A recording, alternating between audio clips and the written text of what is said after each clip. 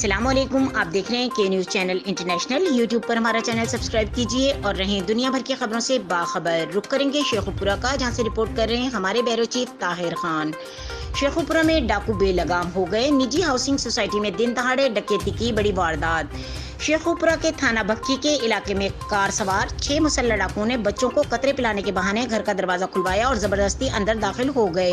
ڈاکو اہل خانہ کو یرغمال بنا کر 1 گھنٹے تک لوٹ مار کرتے رہے۔ ڈاکو 25 تولے طلائی زیورات، 40 لاکھ روپے سے زائد نقدی، موبائل فونز، LCDs سمیت گھر کا دیگر سامان لوٹ کر فرار ہو گئے۔ اہل خانہ کی اطلاع پر پولیس نے موقع پر پہنچ کر کارروائی شروع کر دی۔ شہر میں بڑھتی ہوئی ڈکیتی کی وارداتوں پر قابو پانے کے لیے شہریوں نے IG پنجاب انعام غنی سے نوٹس لینے کا مطالبہ کیا ہے۔ مزید خبروں اور اپڈیٹ کے لیے دیکھتے رہیں کے نیوز چینل انٹرنیشنل۔